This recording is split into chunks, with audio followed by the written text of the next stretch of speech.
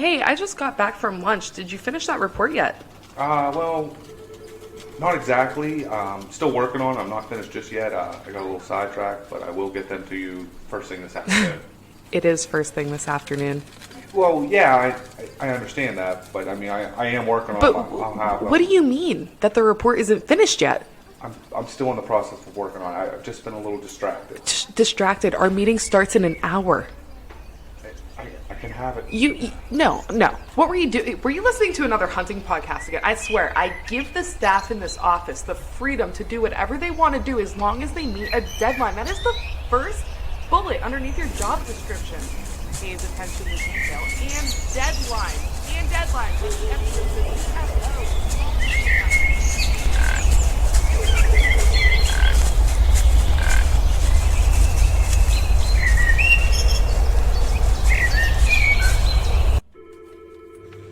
Dude, are you even listening to me right now? Welcome to episode 89 of the Whitetail Distraction Podcast. My name's Austin, and joining me in the Rack Shack again, finally, Charles Hedlund. How you doing, buddy? I'm doing great. This feels amazing. Doesn't it feel good to be back in here? We're sitting at our new table. Yeah. It's not 100% done yet, but you know what? It's freaking here, man. It's a table, bud. It's a table, bud. Don't lean on it too hard. Yeah. Holy shit. You made a promise, and I'll be honest, I didn't think you were going to fulfill the promise, but I gave you about a week. You gotta have faith, man. You gotta have faith. Yeah, you definitely do. I'm very, very happy. When I came down and I looked on your porch and I'm talking to you on the phone, I'm like, where the hell are you? I thought you were going to be in the basement. Yep. And you're like, I'm in the Rack Shack, dude. No way. Yeah. I knew you wouldn't figure I was gonna be in here. Unreal. Now it's just about improving what we have here. This table's going to keep getting better. Yep. The walls, everything's getting done. I'm going to bring in a new chair for myself, which is going to make a lot of noise, kind of like the one you have right now. Yep. It's So interesting. when you guys hear that noise in this episode, that's Austin's chair. We're figuring things out. The new and improved Rack Shack 2.0 is going to be, it's going to be fun. We're going to work out some bugs first, and, it feels good. It does feel good to be It back feels in here. really good to be in here. I'm excited. The weather's perfect. really is. What an opener. You know, the grand reopening of the Rack Shack couldn't have got much better than this. Beautiful. 3 inches of snow on the ground. Just no, man, it's like a balmy, it's like 70 degrees. It's perfect. It's really nice out right now, and just the atmosphere is right. Yeah. It's all Gucci right now. I love it. I like it too. I'm pumped. But let's get into this episode because it is a little bit of a longer episode. Before we get into all that, we got to spend some time to thank our sponsors and partners for sure. And I talked to Matt Feuderay today. Ooh, how's my buddy Matt Feuderay doing? Matt I love that guy. is in such high spirits. I mean, he's just VIP right now, is just absolutely killing it. Over the next 2 years, you are going to see some of the greatest improvements and one of the biggest blow ups the outdoor industry's ever seen. Ooh, Yeah. That's insane, man. And that's pretty much all I got out of him. You know, Matt and Cindy, he started telling me a little bit about, ATA show next year and what they got planned. I mean, they got a big booth planned. They have huge space already reserved.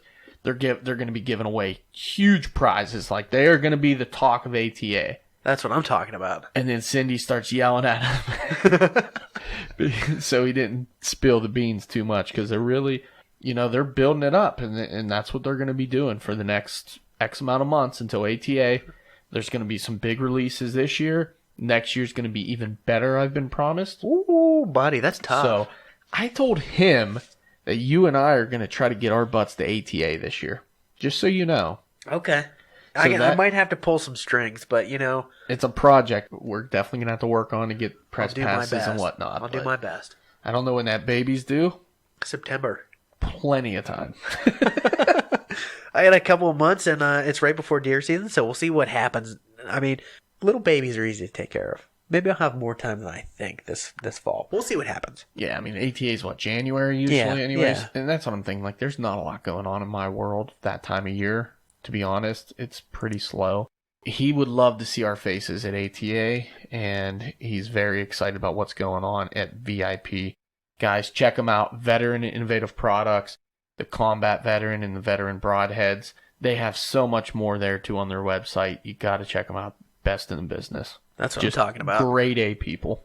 Yeah, man. And that leads right into Scree Gear, man. Absolutely. Scree Gear, guys, we've been preaching about the last, Forever. 2 months at least. Just go out and just get one piece. That's all I'm saying. Get one piece. It's going to change your mind. If you are wearing cotton or polyester or anything like that right now, you put on a piece of merino wool, it's just going to change your mind 100%. I feel really bad for your bank account. But you know what? It's really affordable too. You're going to end up like Chuck here. You're going to end up buying every single piece that they have. That's why I feel bad. But it's affordable. Guys, it is the best in the business, in our opinion. Head over to Scree Gear, use the code WDP20, get 20% off your first purchase. I mean, do what I did.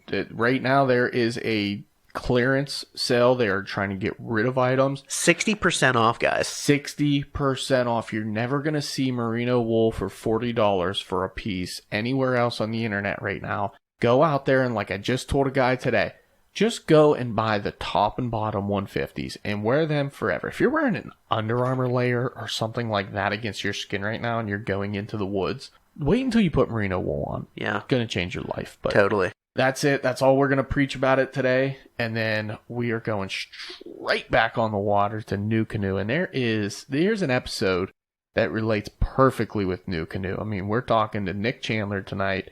The guy just went out and from hearing us all talking about it, went out and bought a flint.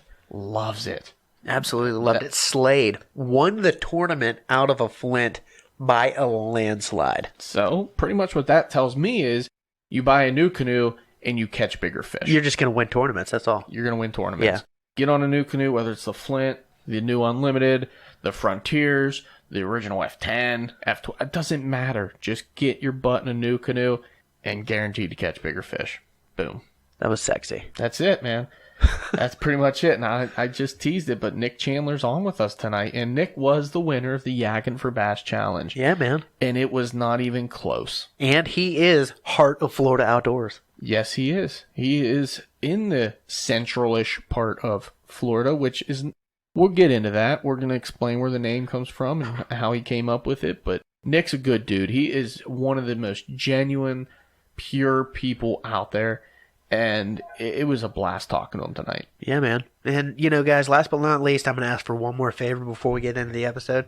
If you could do us a favor, head over to iTunes. Wherever you're listening to your podcast, iTunes, Podbean, Stitcher, all those fun places. Give us a 5-star review. That would be greatly appreciated. I know I appreciate it. And you know what? If you're feeling really froggy, I haven't said it in a while, send me an email. All right, guys, here's Nick Chandler. All right, guys, we are back with another exciting episode. We have a fun guest for you today, Florida boy, and he does not have a red beard for the first time. Well, I guess not the first time because we did have Chase on, huh? But this guy from Florida actually knows how to catch fish. Nick Chandler is on the line with us tonight from Hart of Florida Outdoors. He has been dubbed the Kingslayer, and we're going to get into why. But Nick, what's going on tonight, buddy? How are you? I like it. Yeah, I'm doing excellent, you guys. How you guys doing? Not bad, man. Not bad. Just stoked that you're on, man. Same here. I very much appreciate it, for sure. We are riding a high. We are in the Rack Shack. We are back. It feels good, and I'm gonna pump up the volume just so we had a little connection issues, but you know what? We're back, and it feels dang good, man. It's a beautiful night here in Pennsylvania. What's the temperature down there for you? Hot as hell? Oh, very, very. It was up in the 90s today, and when that humidity slaps you in the face, it's no better, for sure. It's a pretty good guess, and it's just going to be hot whenever I talk Florida weather. So. Oh, yeah. You're praying for the wind to kind of kick up a little bit to dry you off a little bit. Other than that, yeah, it's just, ugh. Yeah, man. I mean, we're dealing with like 3-4 inches of snow here, and No, I'm sure. I'm sure you are. Oh man, what's the temperature? What'd you say it was up there right now?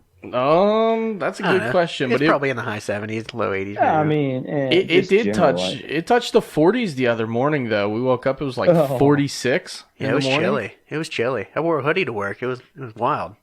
Oh man. Yeah, how about that? Nice. Yeah, it's a brisk 66 degrees right now. So. Oh yeah. Yep. And it feels like 100. It feels like 100. In this rack shack, it does. Oh,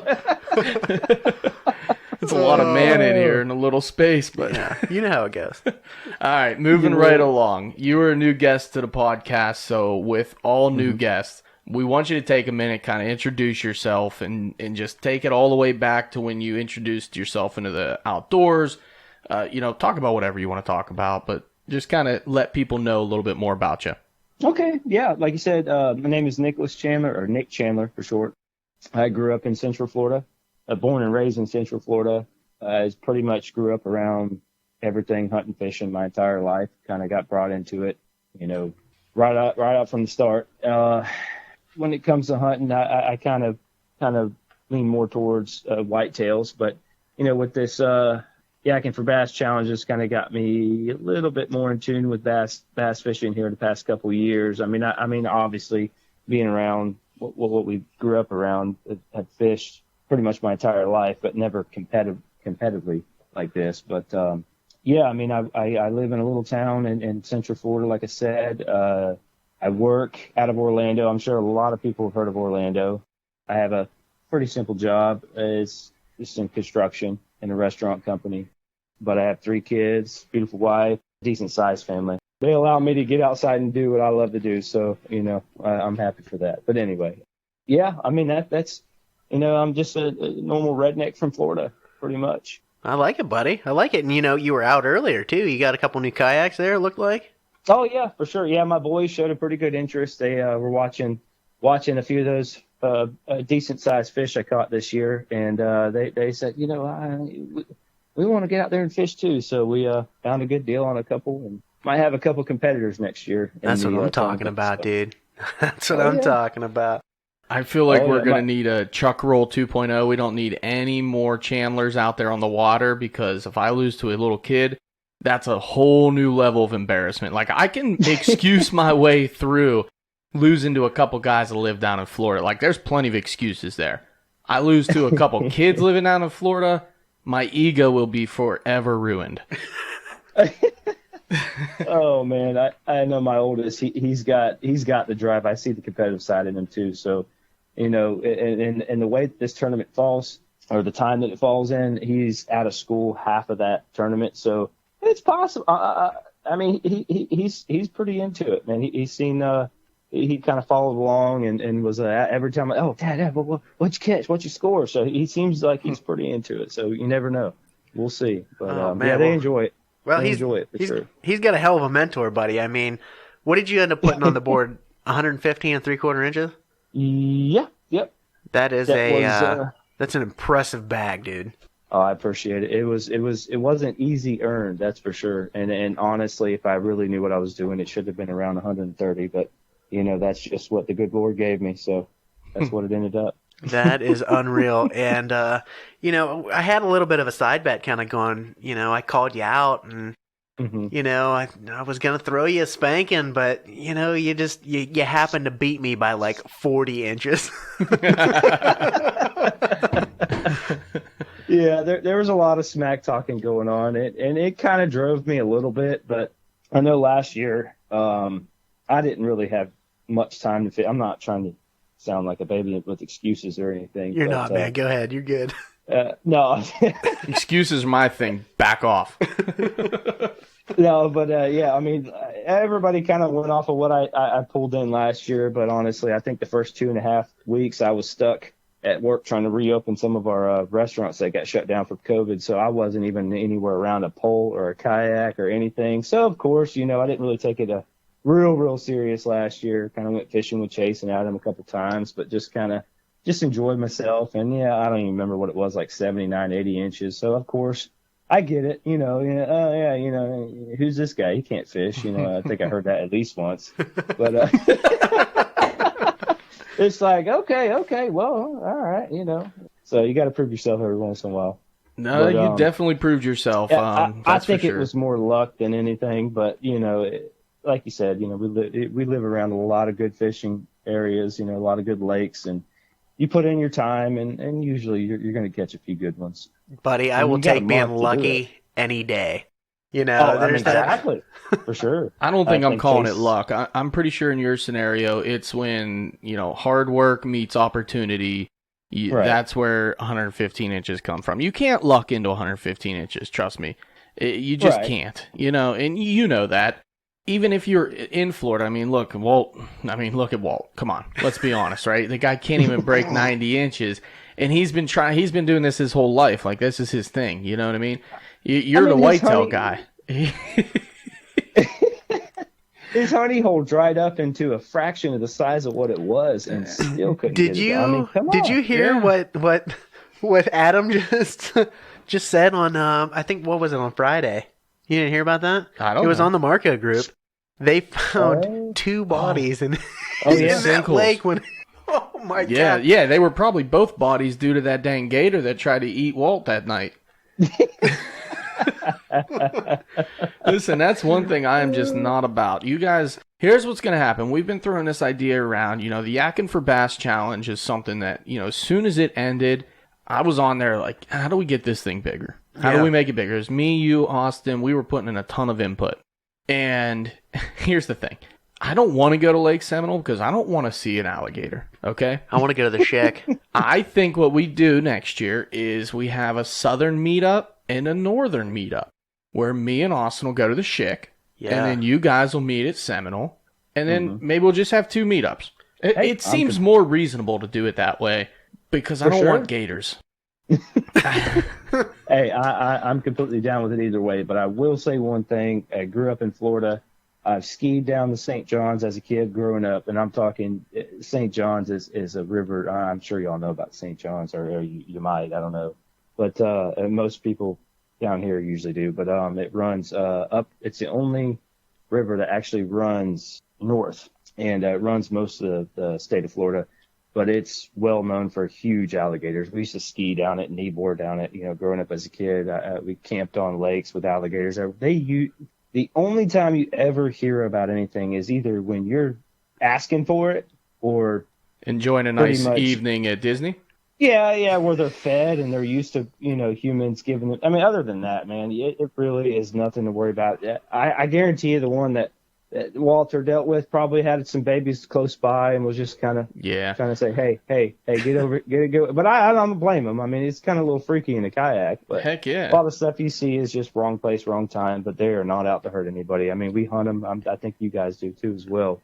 Or well, never mind. Yeah, that's that. I would love to. Yeah, I'm totally down. I would love to. We don't have them here, man. I just talked to a guy that went down and hunted them actually last season, and he had a blast with it. He shot it with his bow. Some kid I met. And I'm like, that's pretty cool. That'd be fun.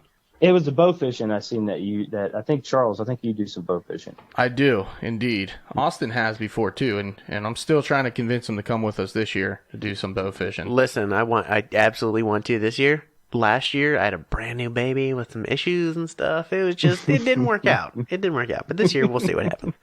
That's definitely some fun, too. We get on some bow fishing down here. Yeah. It's usually this time of year as well. But I don't know how I got that mixed up. But obviously, you don't have gators up there. But anyways. Well, it shouldn't be an issue next year because I'll have the new canoe rolling. I should be up out of the water, totally stable. I'm willing to take on a gator with the unlimited any day of the week. That's why you need a pistol, man. You carry your pistol and you feel 100% better. Yeah, I got a couple of them. You're good. We'll just have to drive down. That's all. Yeah. Hey, the first year that we had the Yakkin for Bass Challenge, I was 100% prepared to drive down to Seminole, and then I got laid off. Dude, it literally ruined my year. We missed a hell of a trip that year. Yeah, we did. I rented a place and everything. Had to cancel everything. It was just a nightmare. But sorry to hear about that, man. That's crazy. Buddy, I got a new job and everything. We are all good now. Hey, everything happens for a reason, man. Yeah, man. Let's turn this frown upside down. Let's get into a little bit of hunting, man. Okay. Sounds good. You mentioned that you hunt a little bit of gators. Let's get into a little gator hunting real quick. Let's just take a little sidebar, go into some gator hunting, and then, I'm going to want to hear about your whitetail season. Okay. Yeah. Well, it started a couple years ago. Gator hunting has turned into be a pretty big thing down here. It's rather expensive, but if you happen to know somebody or a few people that are willing to pay that little extra gator tag and you just happen to have a boat and are willing to take them. It's a lot cheaper that way. So we end up going on quite a few. It's actually pretty interesting.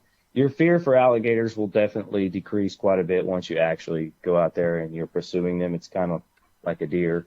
Like I definitely respected them a lot differently once I started hunting them. That's what I'm kind of getting at. Yeah, no, that makes sense. People don't understand deer hunting, and then, oh, you guys kill deer or whatever, and then once you actually get involved, then it's a lot different. That's basically what I'm getting at. But it's definitely fun.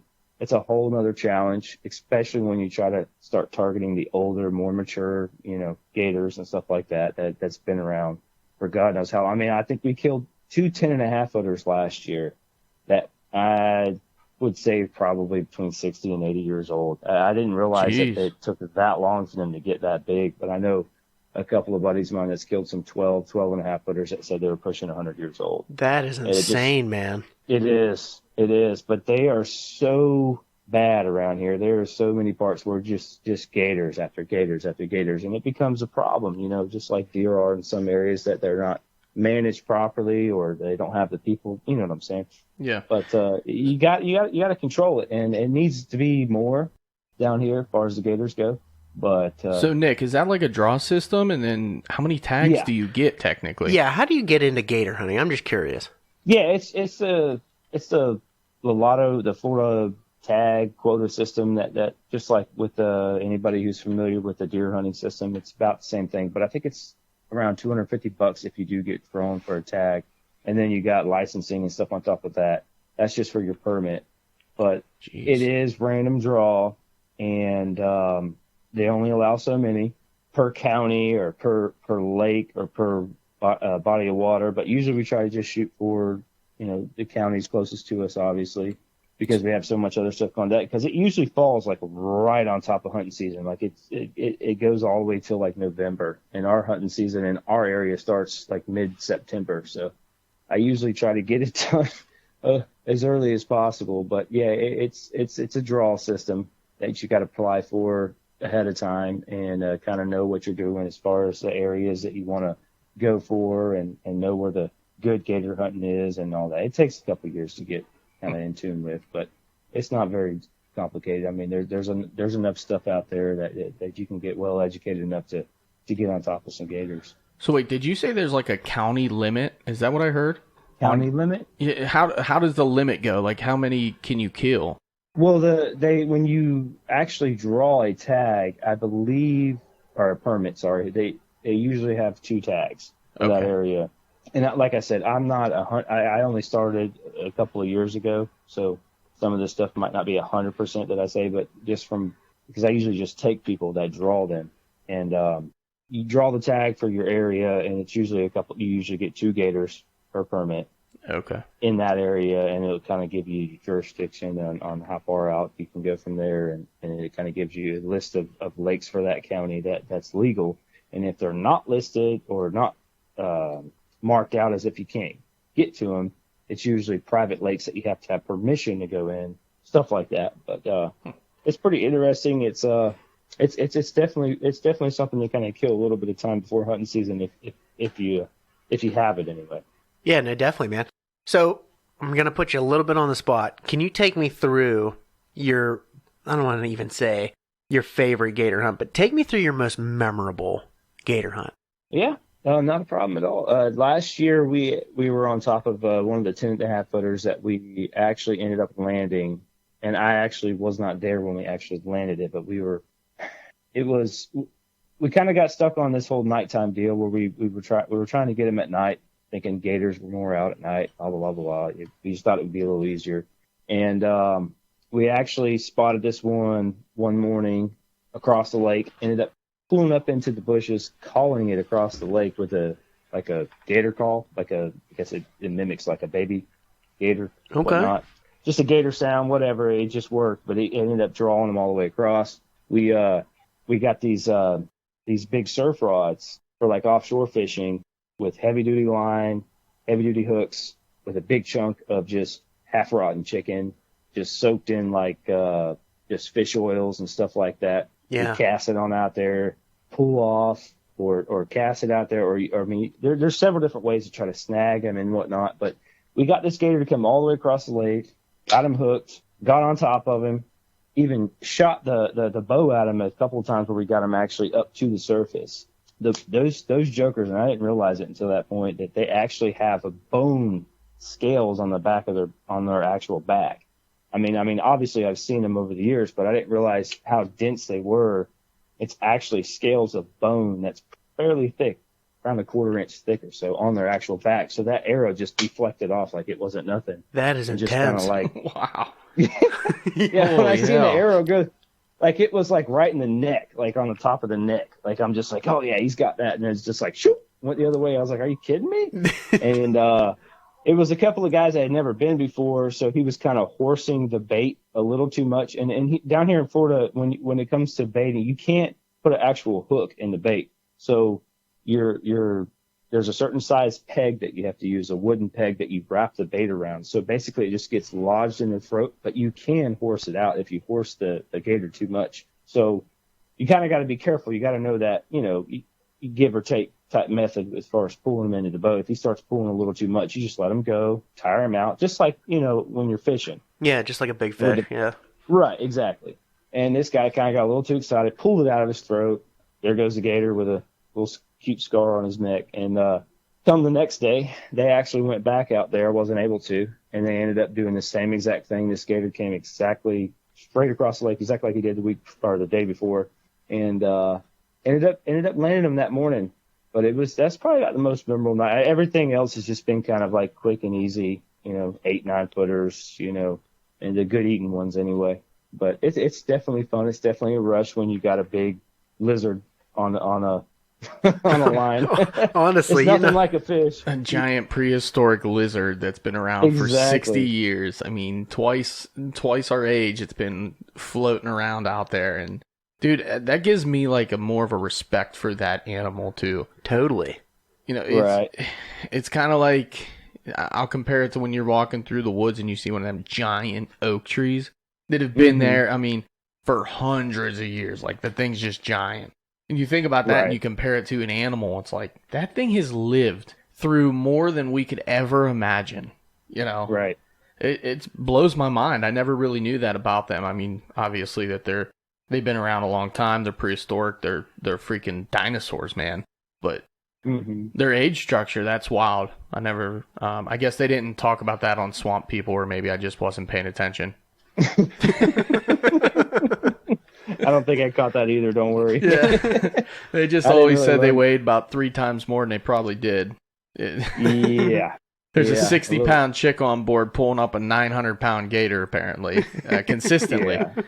With that was one thing that surprised me was I really thought that they would fight a lot. Like, I thought it would be a lot harder to fight against them than it was, but it just, I guess, they're in water, so it ain't crazy. Yeah. Yeah. They don't have but if they do get a little bit of land to grip on, it's a different story, but it's fun though. I mean, you kind of, some of the bigger ones we try to wear them out first. We'll kind of, if they start pulling, we'll let go, and we'll just kind of keep the line in your hand loose, and then once they stop on the bottom of the lake, you just kind of slowly pull them up, and you have a bang stick. And anybody that doesn't know what that is, it's basically a piece of conduit welded with a 44, which they sell several different calibers, but we have a 44 caliber bang stick that you just slide around into the bottom, and it's got a little keeper pin. So as soon as you pull that keeper pin, that thing is locked and loaded and ready to go. You don't want to bump it on it. I mean, basically, you pull it when you're ready to jab them in the back of the head. And that's how you have to do it in Florida. You're not allowed to use guns like you see on Swamp People, shooting them from a distance or anything like that. You have to have a bang stick that you put to the back of his head that injects that shell, that round, into the money shot. If you get it, and sometimes you don't, and you have to put a couple rounds in there. But anyways, that's basically the process. Getting them up to the boat long enough to where you can get that round in there. It severs their nerves and everything, and to their brain, to their spine, all that kind of stuff, to where they're pretty much done for. Yeah. But that's intense, man. So that's absolutely intense. Which one fought harder, the 10.5-foot gator or your 24 3/4 inch bass? That's what I want to know. Ooh, that's a good question. Yeah, it's on a whole different scale, but I definitely the gator took a lot longer. I mean that 24 and 3/4 inch bass really didn't take too long to get to the boat. It was under 10 seconds before I had it in the boat. Oh yeah, no lie. Hooked in pretty close then. Oh yeah, it wasn't too far away. It was kind of one of those deals where I'm just working my way back to the boat, just casting. It was about 10 foot from the boat, working my way back to the truck rather. But anyways, it was about 10 foot from the boat, just reeling it in kind of nonchalantly, like looking around and just whoop, there it goes. And with 50-pound braid, heavy, a heavy rod, I didn't hesitate to try to fight it. I felt how big it was, just kind of just forced it onto the boat. But it's definitely surprised at the power of fish. That's the biggest fish I've ever caught. It was powerful. I'm not gonna lie. It definitely took the rod tip down a few times more than expected. Yeah, man. Yeah. I mean, I know the feeling. I mean, I consistently catch 12 inchers around here, so those things. I tell you what, they hit like 24 inchers. You might not think but they do. They do around here as well. I don't know how many 12-inch fish I caught this year in this tournament. It had to be 3 dozen. But I swear, every time I hooked into one, oh, good fish, and then I'd reel in like a 10.5-inch fish, and I'm like, and it's just covered in weeds, and I'm like, dude, you kidding me? It's worse when you set the hook. You're like, good fish. You start reeling and it starts skipping across the water. That's the kind of fish I was catching. I still do the same thing, man. Yeah. I don't know how many of those 10-pound 12 inchers I caught this year. Yeah, man, 10-pound 12 inchers. I tell you what, the funniest, and I'm not picking on him at all. I think it's comical and it's hilarious. It kind of helps the day go by. But fishing with Adam Glass, and I swear I just need to dedicate a camera to point towards him every time we go fishing, because when he gets a fish on, holy cow, it's hysterical. Yeah, I mean, and it's usually a good one. A lot of times whenever he does freak out, but it's funny. It's definitely something to watch. Yeah, sure. Man, I can only imagine. He's so funny too, man. Being in a Marco Polo group with all these guys is just absolutely hysterical. Learning everybody's personality and just, for the lack of a better term, how they shit talk, and just, I mean, it's really fun having kind of a close knit group of people to fish a tournament with, and really like, I don't know. I feel like we get closer every time we have the tournament every year, even with Walt and just everybody. It's pretty wild. We meet new people every year, like really having you guys on as new creators, and it's awesome, man. But this tournament's turned into a whole nother animal without even fishing, just as far as like the competitive nature goes. These Marco Polo groups turn it into a whole new beast, and it's absolutely crazy. Yeah, it's definitely been a blessing in disguise. I mean, it's awesome being able to be a part of something like this. I mean, I just hope that I'm sure it will, but I just hope it continues to grow and becomes a lot more participants in there. And I think it could really be something. I mean, it's a lot of fun, Yeah. It's for a good cause. I mean, why not? It's not very expensive to join it. So no, I mean, before the tournament, I never even fished out of a kayak before the tournament started. I didn't even own a kayak. I had to go buy one, or I had to borrow one the first year. Bought one the second year. Ended up selling it, and then had to borrow again this year because the one I bought didn't come in time. But dude, it's just been so much fun. I mean, with the group and everything, it's been a blast. But I don't want to miss on a point here for the fishing, because I want to give you your moment to go ahead and talk your shit and boast. But I want to ask about a certain lure, because there was a portion of the shit talking before the tournament started was definitely directed towards me. I mean, I came out of the gate hot. I was calling you guys out a lot, but you kind of brought it to the next level when you wrote "Chuck sucks" on a hollow body frog. And I remember talking to Walt, and Walt said it would be funny if you lost your biggest fish on that lure. And I just wanted to know how your success was on the year with that lure. What happened? Oh man, yeah, definitely did. I'm not going to say it was the biggest fish because I didn't actually get it in the boat, but I did lose a dang good fish on that lure the last day. And and like I said before, I didn't want to use it because I felt like it was taboo. Like I did it as a joke, obviously, because of the shit talking. And then I felt bad. And I'm like, if I use this, I'm just going to, it's just because of what I had to say. I'm just going to lose a fish. So I just kind of decided to leave it in the box. And finally I was like, you know what? I'm already ahead. I'm just going to mess with them. I'm going to throw it on here. I know there's a good fish right here. I had a couple blow ups the day before right there. I was like, I'm pretty sure she's probably still in here. It's like post spawn right here, and I threw it on there. And I'm like, I put on the Marco Polo. Look, I'm going to catch this fish on your lure, blah, blah, blah. And I end up hooking it and getting it halfway across the pads and losing it. Oh my goodness. So you won in that category. That's for sure, man. But it was back before it started. That was directed towards you. Only because of I know it was all for fun. I can't remember what it was you said now. Oh, listen, I talk so much shit, I don't know what I said, and that's the bad part. And I knew I was going to end up finishing last. I mean, that was what was destined to happen. But it's just my competitive funness that I love to do. I mean, I'm very sarcastic. I just love to talk shit and bring the best out of people. And you know what? I mean, that kind of happened, right? I mean, I kind of fueled your fire, and that part of me, I smile when I think about that. I just smile. I'm like, good for him, good for you. Because some people take that one of two ways. They're either going to get mad and they're going to try to go out and they're going to force and make mistakes, or they're going to use it as fuel, go out and pretty much probably almost lose their job, give up on family activities. I mean, I know you didn't work the whole 30 days. Don't tell us you did, okay? Because you were on the water all the time. But but dude, it was awesome. Honest to God, it was awesome. But I do want to know, what was the moment? Can you remember the moment that really triggered you? To get out there and whoop everybody's ass? Is that what you're... Yep. What was the number one moment? No. Oh, man.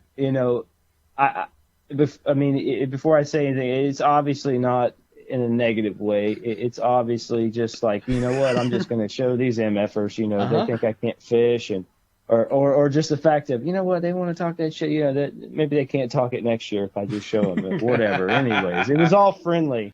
Oh, 100%. Anyway, let me think here. It was so many of them, man. There's too many. I don't know what. It just kind of like accumulated, and it was like, okay, all right, oh, really, okay, that low blow. There was a low blow somewhere along the line when Walt was trying to talk shit on me, and he accidentally used your name. Oh yeah, and I remember. I went on and was like, yeah, we all already know Nick can't fish. Like, why are you still making fun of him, Walt? Like, that's just wrong, Yeah, it was somewhere around along those lines of who's Nick? Who's this Nick guy? Oh, he can't fish. Who the hell is he? What? Okay, it's like, it was so much fun. I gotta have some room to shit talk. Absolutely. Yeah, I think now you burn it. 150, I mean, honestly, that is incredible. Even for a month-long tournament, I don't care. 115 inches. I mean, the previous winner was was last year, Adam's highest was like 108, 106. Something like that, yeah. It wasn't even close. I mean, you almost caught a full length size of one of my fish more than him this year, that than the previous record. And in reality, if creators could win, I mean, you would have taken the whole pot home. I think this is the first year where the creator actually won outright first place. Biggest fish. And biggest fish. And biggest pot, man. That's incredible. Yeah. There are some good fishermen in that group. But for sure. Yeah. I mean, I was worried the entire time that and thankfully, thanks to Chuck there, that you didn't have to worry about no what's it called the whole time. Sandbagging. You're welcome. Because honestly, when you're actually in the league, you're just, if you had to worry about who might throw up like 20 more inches all of a sudden, Yeah, it's happened before, man. Listen, last year and I'm kind of disappointed in myself because it was too much time between that moment and this tournament to fuel my fire. Because that lit me up. I mean, I was furious that night, especially when the first fish I caught was my personal best fish ever. Yeah. First cast of the night, I'm not even 3 feet in the water yet. I just kicked off ashore, cast out a frog, and land my biggest fish ever. All jacked up, and then I lose like 6 consecutive hookups in a row where I had them hooked, and they just come off halfway between me and the boat. Any one of them fish would have made me beat Walt last year, and I lost, and then I just totally conceded this year to him, and I hope he's not listening to this because, he's not that good. He's not that good. But he whooped me. He did. And, I'll pay my money, and it's going to go to the right place, and I can live with that. Mm-hmm. That's just an awesome feeling. I mean, I know what you mean. I mean, yeah, no, it's fun, dude. I can't wait till next year. Next year, with the new canoe, I'm going to be 1,000 times more motivated to get out there. This year just was not, and it shame on me. Okay, I turkey hunt until the last day of the season, and up here it's pretty much May 31st almost every year. Right. So I got out a little bit fishing because it got hot, but then June hit and I was just done. I mean, I went hard all the way from Oklahoma in mid-April all the way through the last day of turkey season. Hunted a lot, but then fishing came along and I was just like not into it. The kayak I was using was complete trash. Complete trash. I wanted to burn that thing. I wanted to send it off into the pond and light it on fire, Viking style. But I didn't. I kept my cool. Next year, I'm telling you right now, I'm aiming for top 3 next year in the creators. And I'm only saying that because Adam is moving to Oregon. Yeah. I feel like I could beat everyone but you and Chase. Listen, he might be in, Wildlife Officer Academy by then. Oh, yeah. I might have to make a few phone calls and see if we can get you, out of the state for a month. Right around, May 15th to June 15th, approximately. And then just keep you out. And then I don't even have to beat Parker. So now I'm really looking good. Hey, it can go one or two ways. The way I see it is either I'm stuck in academy and don't have the time to fish, or I'm out and I have all the hookups and connections to where I'm actually able to go that people don't even know where they can go, where there's just giant bass. I don't even think you need that. The year after he's out of the academy, we're screwed. We're so screwed. Yeah, I mean, you just put up 115 inches. You probably missed another 10 inches. You would, you know what I mean? Goodness. And and now you're talking about secret spots like you need them. You don't need them, okay? Leave them for somebody else. I just retire and just let my kids just take over. Yeah, they're just gonna end us all, man. Nah. Oh man, yeah. Like I said, I got 4 kayaks now. If you guys ever want to come down during this tournament and fish, you're more than welcome. If we can make it happen, we will. Yeah, for sure. For sure. It's definitely on our list. Yeah. Yeah. Now, before we get too far down this fishing rabbit hole, I was just going to change. I want to leave some time because I want to talk about a couple things. And maybe leading into deer hunting, we can talk about Heart of Florida Outdoors. Because we barely touched on that. But I want to give you a moment to kind of spotlight what you got going on over there, down there in Florida. And I want you to talk about a little bit kind of how you came up with the concept, the name, and the play on words and everything else. Okay. Yeah, I appreciate it, man. Mm-hmm. Yeah. I know here lately things have been so busy, it's been hard to keep up. But, back when I first started the concept, obviously it was before we met Walt, Chase. They were kind of on the brinks of starting their stuff. I was finding myself searching for Florida content, and you just didn't really come across it 2, 3, 4, 5 years ago, however many years ago it was. But the more stuff I came across between you guys, Parker, and all them, it just wasn't really concentrated on it. And now you got Hunt Fish Florida podcast and all their stuff, and which is all great stuff. But like I said, when I focused on trying to create content for people, it was kind of based on our area around here, because you can look up stuff in Michigan, but it's not going to really help you a whole lot down here. I mean, maybe a little bit, but anyways, that was basically what my purpose was. But then as I kind of got in tune with cameras and making videos and stuff, more stuff kind of arose. So, I just try not to just post a little bit of everything, but my intentions were to try to help people in our area get out there and kind of know what they're doing, or help know what they're doing, or help them get out there. It's either whether it comes to fishing, hunting, or whatever. But that was my purpose to begin with. Plus, I have kids that I'm trying to get out there and do the same exact thing, and just want to motivate everybody. That was the sole purpose. And like I said, when I found myself trying to find stuff, I wanted to share that with everybody. Everything I learned, to just keep the sport of hunting, fishing, and all that type of stuff going. That's basically what we do all this for. I'm sure you guys can agree with that. But that's basically where the Heart of Florida came from. I had a few other names rolling around when I started it. Some of them kind of got taken, and as I was, looking up details in it and trying to come up with the actual channel, the YouTube channel. But it basically, when it comes to the Heart of Florida, it's not more or less the central region, but just kind of like what it's made of, like what we live and breathe and what we think about every day. Just kind of like you know what I'm saying? It's just the heart of it.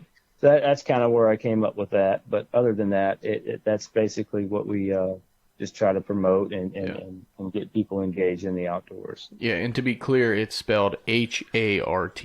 Right. And there's a reason, right? Yeah. That's when I came up with it. There's some family members of mine that are really close. That's actually their spelling of their last name. It's Hart, but it's Hart. So just to be a little different, I just kind of threw that in there. I like it, buddy. Yep. Yeah, appreciate it. Yeah, I mean, it's kind of catchy. It's a little different, and when you start thinking about it, it might make it a little bit easier to find. There wasn't too many when you look through Google searches. That was the main reason why I went with it. Was when you look in Google searches that it was there wasn't barely anything out there even close. So it was a little easier to find. No, I come to think we kind of did this for the same reason. When we first got into listening to podcasts, there wasn't many PA podcasts that we listened to. I mean, there was basically Truth two from of the them, Stand. Truth from the Stand and East Meets West. Yep.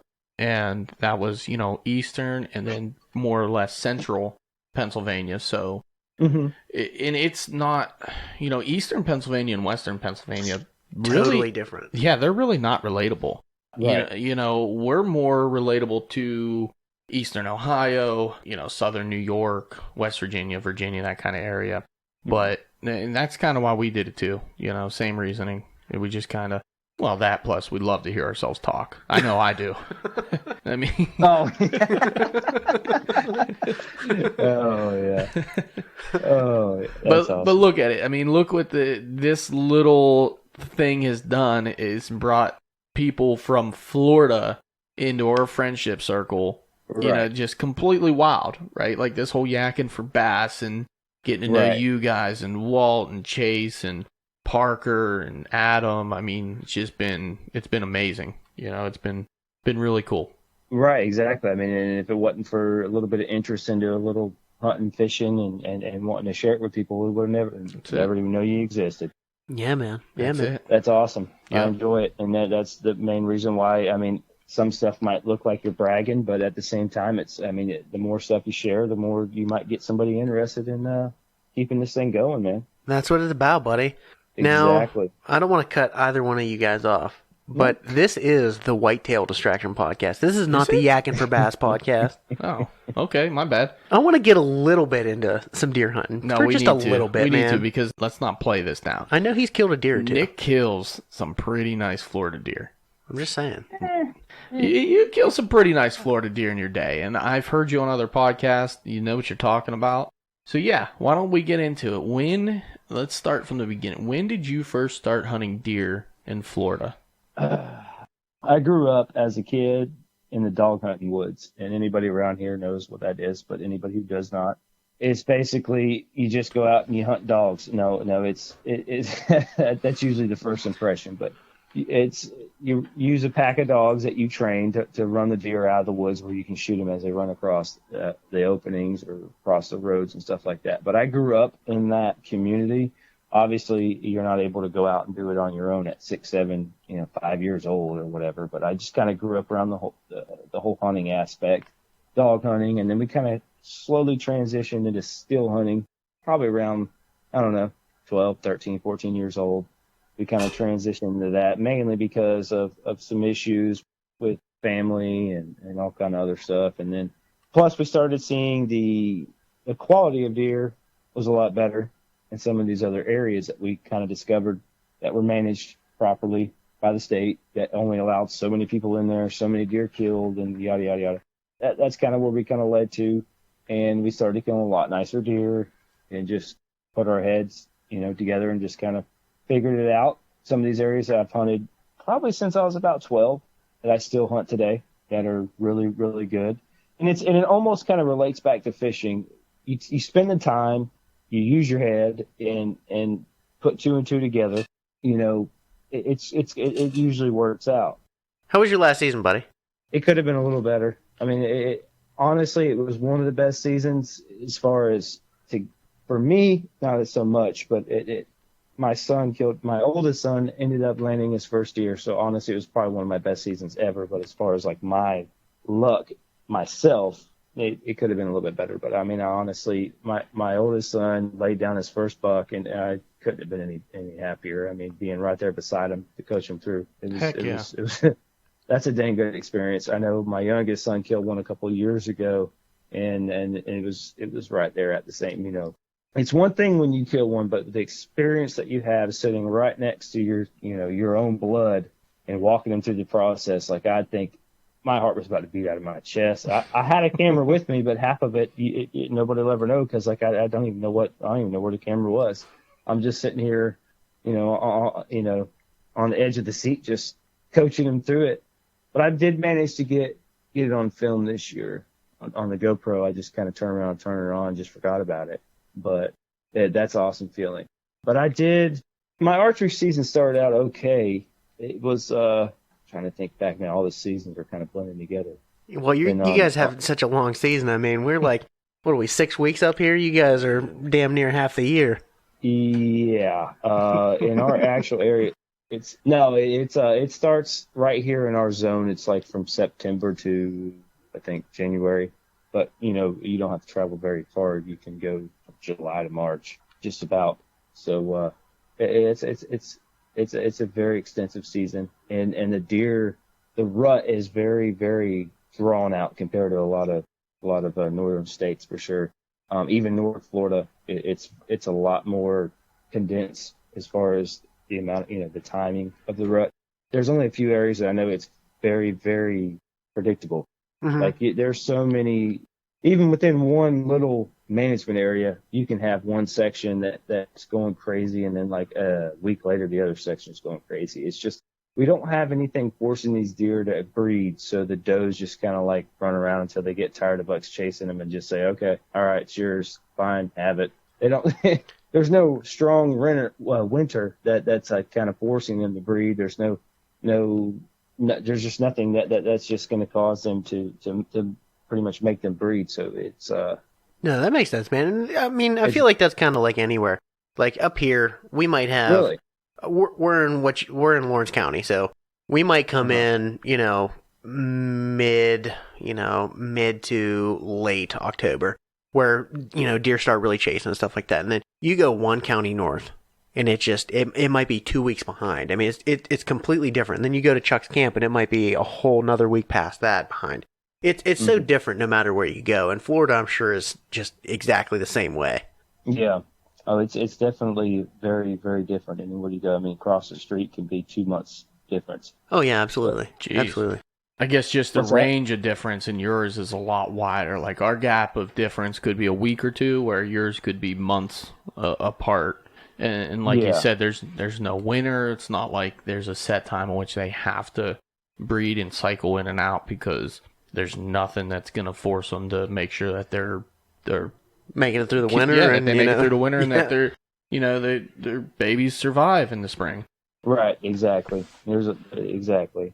I know in South Florida, a lot of their issues are flooding. So there is, I don't know if it's any different as far as the condensed rut, but I have heard on, I think Ryan Carter talk about it a couple of times, because I've never personally hunted down there, but they have a flooding season. So they want to have their fawns early enough to where they're not, babies trying to make it through flooding season and stuff like that. But other than that, there's really no underlying condition that's going to force them to breed. So Right. it's just very, very radically, it's so hard to guess. I mean, there's a lot of places where I've kind of pinned down, okay, between this 3-week period, it's usually going to peak. I mean, and it could be on or off in a year. You never know. It's very unpredictable. But what I've mainly learned over the years to pin down is areas of high deer density, areas of a lot of traversity, a lot of food, a lot of mass, especially when it comes to archery season. Your food sources, we don't,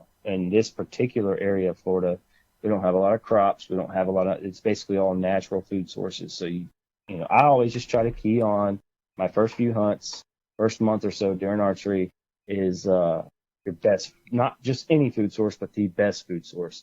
And you'll learn those with just boots on the ground, just like fishing. The more time you spend, the more you learn, the more you put in your head. Yeah, no, man, I'm right there with you, buddy. How many tags did you end up punching last year? Pretty sad. I gotta think about it. I think it was only 2 or 3. That's okay, buddy. I remember you killed a doe and at least a buck for sure. Yeah, I think I killed a muzzleloader doe. I did shoot a decent, like 80, 90-inch buck with my rifle. I did shoot a nice one with my bow, a couple of deer with my bow, but it ended up, getting away. But yeah, I think there was only 2 last year. Wasn't the best year I ever had, but I wasn't pressing my luck from the year that I had before that. Let's get into that year before that, man. If you're prefacing that, go back. Let's hear about this. Let's hear about this year before. Yeah, well, I think it was 2019 to 2020. Yeah, I believe. Would that be the right season? Yeah. Yeah. I think that's right. Yeah. Anyways, either way. No, I started out the archery season. I think it was the first weekend. Me and Adam had a hunt, and I shot one of the best deer that I've ever shot down here. Ended up walking away after having a arrow through its shoulder. Not sure what happened there. Ended up 5 to 10 minutes later, another one come walking through, blew it right through the lungs. So that was 2 deer down. Obviously didn't recover the first one. It was probably 80, 90-inch buck. And I think the very next weekend ended up shooting the biggest deer I've ever shot. It was 115 and some change gross. I think it netted like a little over 110. That's what I'm talking about. That one was actually the story I'm sure y'all have heard before that got stolen. Well, I believe it got stolen anyways. I mean, everything kind of... have y'all ever heard any of those on Parker's or Walt's? Or this one is new to me. I got to hear this one. I mean, I have, but our audience has not. So it's a good story. I'd like you to tell it. Oh, okay. Well, I mean, I'll be glad to tell it. It's a deer that between me and my dad, we kind of tracked down in this area for several years. And the 115-inch deer might not sound like crazy to a lot of people that you guys, have your listeners, but down here, that's a dang good deer, and especially this area. Like in Chase's area, they tend to get quite a bit bigger, but down here, 115 inches is a very good buck. That is a dandy buck for down there, buddy. And listen, don't get misconstrued here. We are not shooting a 180-inch deer up in Pennsylvania. If we are absolutely shooting a giant. Now, Chuck's brother was on our last episode, and he shot a 163-inch buck. That is a buck of a lifetime for Pennsylvania. That is like count. That one doesn't even count. Chuck here, his biggest, I think, is 145. Correct. And that was a freaking giant, dude. Most of the bucks that we shoot around here, 115, 120 inches. Do not get it misconstrued that we're shooting 140s every year. Listen, a 115 would be the second biggest buck on my wall right now. 100%. How old is it? How old is a 115-inch deer usually? I mean, it could be a 2.5-year-old deer in the really, really, really good areas, but for the most part, it's a 3.5 or older. I mean, but yeah, I mean, we do live in like the trophy area of Pennsylvania. This whole western border where we're up against Ohio, man, there are some big deer. I mean, even up north near my camp, there's some decent deer up there too, but. Right. We're in the trophy area, and I would say typically our 2.5-year-olds are little basket 8 points that might go 70, 80 inches, right? Mm-hmm. I mean, pretty typical. There might be a couple that go 115, but I think some of the ones on my wall that are not even 115, I got a couple up there that are probably just breaking 100 inches, 107-ish, 105, something like that. Buddy, the last buck I shot was, what, 97 inches, something like that? Yeah, you shot a 97-incher, that 7-point, the swamp Yeah. buck. But the year before that, you shot that nice one. Yeah. You know, and those were All I'm old deer. saying- They were not young deer. That's what I'm getting at. Yeah, Like, yeah. They weren't young They weren't deer. young deer, no. All I'm saying, buddy, don't be ashamed what you shoot on here. We are No. not shooting giants every year by any means. Everybody understands what Florida is, and I'll be honest, actually, everybody doesn't understand what Florida is, and I will guarantee you that most people, the majority, have an understated mindset when they think of Florida. I mean, they're thinking of like freaking fork and horns and spikes. Mm-hmm. You know what I mean? So a 115 in my mind, in anywhere that's not the Midwest, is a really good deer. Right.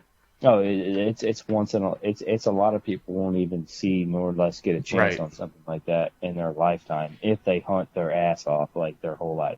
It takes a lot. There's a lot of luck in there, and there's a lot of a lot of scouting, a lot of putting two and two together. But yeah, this was obviously something that I had only seen him a few times, and this dated back to like 2016, 2017 when he was only a 2.5-year-old. We got a camera video on one of our cameras of him walking by during the rut with a limp, like limping like crazy. I don't know if it was a battle wound or got hit by a car or what, but he was just limping like crazy. We thought maybe he would die or whatever, and we just he kind of earned the name Gimpy.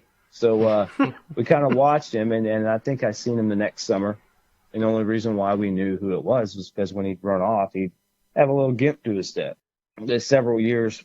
I think it was two or three seasons went by. It was at least, two. Sorry. It was 2 seasons went by, and I kind of followed the track that I kind of assumed would be his. When I'd see it cross in certain areas, I would set up on certain crossings around during archery, around some food sources that I would always see some deer in. And I just kind of focused on the doe groups. I knew that they were going to be coming into heat before too long, so that those bucks are not going to be too far behind, especially the mature ones. They're going to be paying attention to those does. They know what to smell.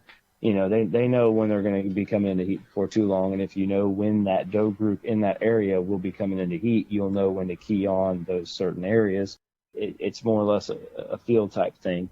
And I just set up in the right place, right time, caught him coming in right after the doe that morning, coming in from their nighttime feeding area, moving on in to past a persimmon tree that I knew was very hot. For one, his tracks were, or what I think was his tracks, were passing through there very frequently on top of a bunch of other deer. So I sat up there and waited it out, passed up on several good deer, and sure enough, he came through. It was a little bit of a rush as far as the shot goes. He just was walking in the wrong angle I didn't want to take. And when he finally did turn, he kind of was in the open. So a deer that old, that mature, they're not going to walk in the open very slowly, just very, he wasn't taking his time. So I kind of had to rush into it and bumped a little too soon. And he was a little too far back, but it was still a kill shot. It was it was a back kidney, kind of in the guts, but we all know, I mean, they're going to die eventually, even if you do have a pass through the guts. That deer's not going to survive it. Unfortunately, we don't want that to happen. But so in my head, I went and played this back on my computer, and we kind of came up to conclusion we need to give it 2, 3, 4 hours. Went back, kind of followed a blood trail in there. Sure enough, I stumbled about 30, maybe about 50, 60 yards into the oak hammock. Stumbled across some soybeans on the ground. Ooh. And so I'm just kind of feeling a little awkward at that point. I wasn't sure if I needed to leave or what. I wasn't sure what I walked into. And I look up, and they're about 20 yards away. There's a ladder stand. This is on public land, which is, I don't know how the laws are there, but it's highly illegal to bait deer, especially on public land. We don't have any baiting here whatsoever. Yeah. Zero. Okay. You can on private, but on public is very, especially in management area. I mean, it's just, obviously it's illegal no matter what, as long as it's not private. But anyways, I'm sitting here feeling like I'm in the middle of a drug field or something. I'm just like, what? I need to get out of here before I get accused of this crap. So I obviously it was within 60 yards of where I was hunting, not knowing who it was. I just I took a pin, and then I think it was not longer after that I got a call saying that there was a nice buck checked in the check station, and they seen it riding out from that area. I was like, really? What's the what's the chances of that happening? Yeah, honestly. So yeah, and I never did continue the blood trail just because of just the amount of blood I was finding. I was going to give it some more time, but I was like, you know what, we're going to ride up there and we're going to see. Went up there, sure enough, that deer on they take pictures of everyone that comes to the check station. It was And that buck. it was the one. I was like, oh, Come what happened? on, man. What happened to this thing? I'm like, what in the world? I know I got a decent shot. It was a little far back, but what happened? How did this?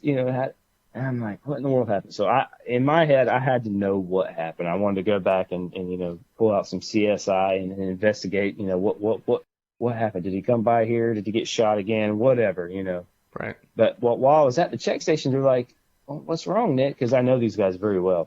And they're like, what's going on? I was like, I shot that deer. They're like, oh, that explains the other hole in the deer. They didn't want to talk about it. I was like, what? And it was just very, very fishy. I was like, all right. And that was just more, it was just more intentions for me to go back and try to figure out what happened. So I did. I went back and I found the bait. I think I might have told that a little backwards, but I found the bait after that. Anyways, found the bait, turned it into FWC. FWC came out. They checked it. They identified certain things. I found out who it was myself, got some screenshots, and of course they denied it. And once we had the FWC come out there and confront them, I guess they kind of caught on beforehand. But one of them ended up admitting to it, hunting over the bait in one of the stands. But of course, the one that ended up with the deer did not. Oh, of course not. Why not? Of course, yeah. But it sucks. His buddy got all the citations and he didn't get anything, And their story, just nothing added up. And from what I can figure from the blood trail that I trailed past the one guy, I kind of figured that they watched him go off and die somewhere, or just seeing the way he went, found him dead or whatever, and they didn't see nobody come to get it. And I mean, where I stopped blood trailing, the guy was in his tree stand at the time, so he had to have seen me and seen me turn around and go the other way while I was waiting, Definitely. He's probably just like, oh yeah, this guy's it's a huge buck. I'm not letting this, we're going to go get this son of a bitch. Mm-hmm. And I could be completely wrong, but that's just my take on it. But, it sucks, but, that's when I stepped up last year. I went to some heavier arrows. I just was trying to, do my part on, after those 2 or 3 mishaps that one season, I just wanted to do my part and it kind of led me to some complications this past season. Missed another nice buck. And do you think it's because it was like the slower velocity that hurt you? Yes. Yeah. It has a lot. You have a lot more of a drop, and these deer have way more time to react. I'm not gonna downplay it. Once it hits where it's going going through it. But by the time it gets there, these deer move so much. It there. See, I have a video from a couple of seasons ago, before I switched to this heavy arrow build, of a deer that I shot at 25 yards. He dropped over 10 inches, and that's with a fast setup. Wow. He dropped over 10 inches, and you can see it in the video, and it hit him like in no man's land. It didn't kill him. Like he fell to the ground like he was spine shot, spun around, and ended up crawling off and getting up and walking away. And that, obviously, they can move quick is what I'm getting at. And if you slow it down too much, they just have way too much room. They could spin around completely before that area. Once they hear that noise, they spin around completely before that area and it gets to them, and you don't know where it's going to hit. So I went to a little bit different setup, about 100 grains lighter. I'm a lot happier with. We'll see how it goes this year. But it could be interesting.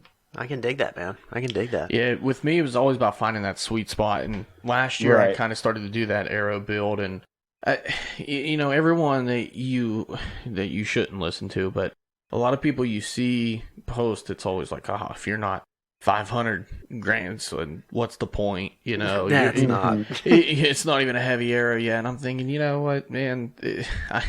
I've been shooting and killing deer for a long time, and I'll bet you my arrow didn't even touch 400. No way. Mm-hmm. No And way. I finally just put it all in. I had my bow specs and everything and started doing the math and running where I wasn't going to lose too much velocity, but I was going to gain the most in penetration. And somewhere in that middle ground, I ended at like 430 grains. That's where I was at, 430 grams. And that's a good, that's my good comfort zone. I'm good with that. I'm still shooting good velocity. My arrow's not dropping a whole ton. And I took those out to tack, and I was making shots at 100 yards and hitting the target with them, and I'm perfectly happy with that. Good FOC, and I'm happy. It doesn't have to be 620 grams. I mean, no thanks. Just like straight spears. Right.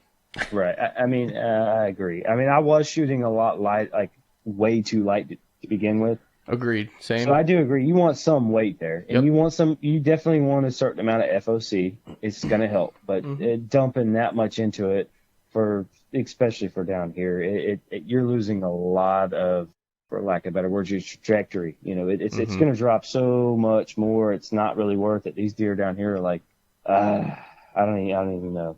They're quick. They're like little switched ninjas down on, here. man. Yeah, they're cagey. Very cagey animals. Very, and I've heard that a lot. I mean, I don't know how they are around there.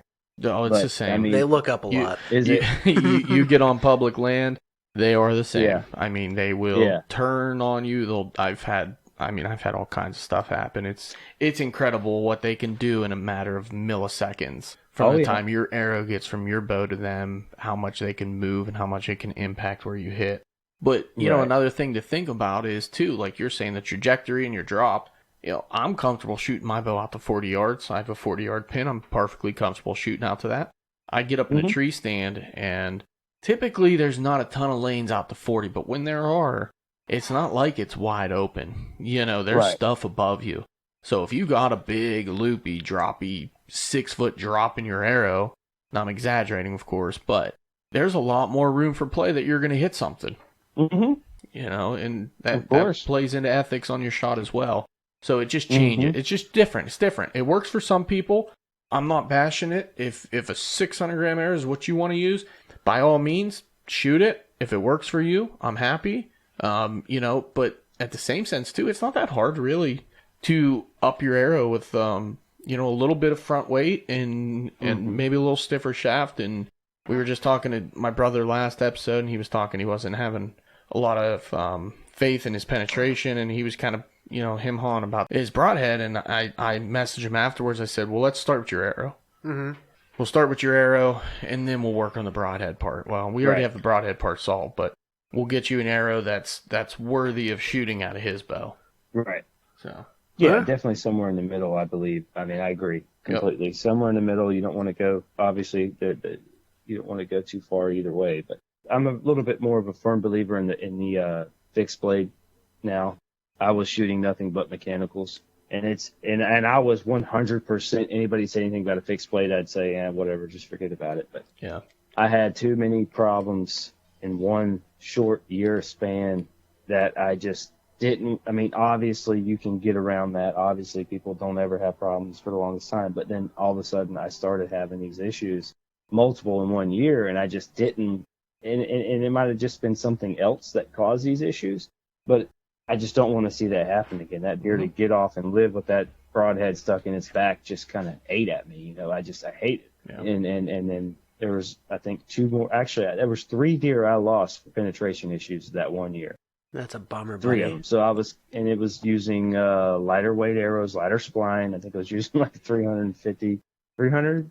That would have been higher. It would have probably either been 400 or 350. No, I'm sorry. Yeah, they were. I was going to say 300 is pretty stiff. Too much fishing, man. Too much fishing. Too much fishing, man. We have been out of deer season for too long. I'll agree with you. It's those $2.98 rods, man. Oh yeah, yeah. I'm just completely. The numbers are backwards, but yeah, you get what I'm saying. But yeah, it was like 450 something. It was way out of whack for what I was shooting for the poundage and everything. But yeah, definitely. But I agree, somewhere in the middle. With don't go completely ranch fairy, but don't ignore them either. There's some science behind there. If you're shooting caribou or rhinos, that's definitely something you want to go for. But yeah, man, I'm right there with you, brother. Florida Chihuahuas are not very hard to kill. Well, we are But, getting there a little bit closer on time, buddy. I want you to Okay. think back in your memory bank. Think way back in there. I want you to go with your most memorable deer story of all time. Whether it was your first deer, whether it was your son's first buck, whichever. I want you to reach back in your brain, pull that out, and give us all the deets. I probably would say it's my son's. Yeah. My oldest son's first one, because it was such a struggle for him. He suffers from a lot of the same things that I did at his age. The ability to really sit there and stay awake more than anything.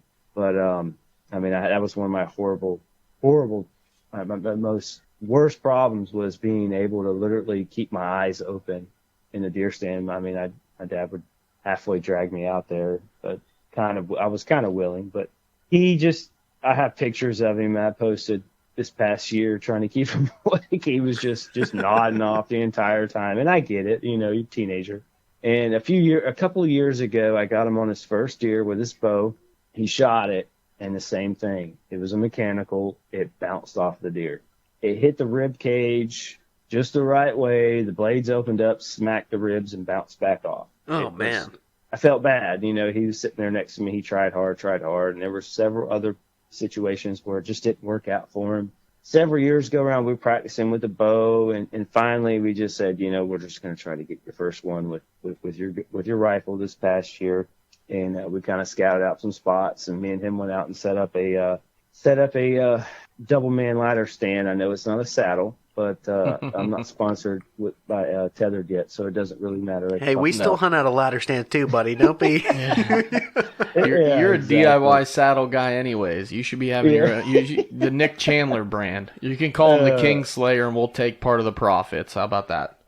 There you go. Right. It's a deal. Exactly. But yeah, I mean, we had it set up, and he's just like, Dad, I don't think I'm going to hunt this year. It was just one of those deals where I just had to really push him, and we got it set up, and this was a management area hunt, so it was only like a couple of days that we had to get it done. And we sat there, actually, I'm sorry, 3 days, all 3 days, and he had some does off at a distance. I'm just like, maybe we'll get him a little closer. And then this stuff it was just one of those deals where something just kind of messed something up every single time. And then finally on the last day, he was nodding off, and this nice little buck come cruising across the field at a distance, but he started taking off, and I woke him up, and he started getting a little fired up. And then finally the deer, I ended up calling the deer across like 400 yards away, calling him I broke out the grunt call, and he disappeared for a while. And next thing you know, here he comes, nose up in the air, like, okay, all right, well, where's this deer at? Where's this doe at, or whatever he was looking for. But he was definitely coming straight. But for him to see, he's looking at me like, that actually works. Like, you're talking to this thing right now. That's what I'm thinking on this end. I'm like, wait, grunting at deer works in Florida? That's something new. Oh gosh, man, I've called so many deer, and it's not even. That's such a wise, and I believed it too. Like growing up, I'm just like, I didn't even bring a grunt call. It's like everybody's like, oh, that don't work. There's just the fact is it's just not calling the deer here. Right. It's not going to work when there's only like one per square mile, so of course it's not going to work. Yeah, he's like, I know I'm the only buck in this entire county, so there's not another one over there grunting at me right now. Especially when people don't know what. I'm not taking anything away from anybody, but the biggest thing was learning the correct way to grunt for Florida. You break out your big grunt tube from somebody in Illinois, and you're hawking out a big deep grunt. These bucks around here are like, yeah, we know that ain't somebody from around here. But you learn to stick with those young buck and doe grunts. They usually come every time. But anyways, we pulled this. I know you guys are running short on time, but we pulled them across the field, and this deer comes running in. I get the camera set up. I mean, I got all this recorded. I just haven't had the time to make a video on it. But I got the camera behind us set up where it's kind of catching our view, and then I got my regular camera that I usually have mounted to the tree. But I'm in a double man ladder stand, so I'm kind of like hand holding it. So I had just enough time to flip it on, hit record, zoom in as this deer stops in the opening. I was like, he's like, hey, do I take him? And then about that time, he laid into him with a little 243, just folded him up. He might have ran maybe 40 yards. He just rolled up in the field there. And just to see him turn around and look and just like, did I do it? That right there just topped everything I've ever done, ever. It was just awesome. I mean, the biggest deer I ever killed in my life would never top, the feeling of your own blood sitting there taking something like that and just looking at you. It's awesome. It's a good feeling. That's awesome, buddy. I got a long way to go before that happens, but I can only imagine, man. Oh, it's a good feeling for sure. That's killer, dude. Absolutely killer. Great story too, man. Well, Nick, this is your time to shine, brother. Why don't you let everybody know where they can find you and where they can find Heart of Florida Outdoors? On YouTube, it's Heart of Florida Outdoors. Like you said earlier, it's HART, Heart of Florida Outdoors on YouTube, Instagram, Facebook. Yeah, that's pretty much it for right now. But I appreciate you guys having me on, let me ramble and brag a little bit. It was well deserved, my friend. Well deserved. No, we appreciate you taking time out of your night to come on, buddy. You're welcome back anytime you want, man. Absolutely. Awesome. Looking forward to it. Yeah, man. Well, good luck this season. I hope you kill Slammer, your personal best, but better than that, I hope your boy gets another one. I hope he gets a nice buck. So I think that would be cool. Now you're trying to get me to get out there and, it's already 10 pounds ain't good enough. I mean, come on now. I appreciate it, man. And same to you guys, I appreciate it. Thanks, brother. Appreciate you.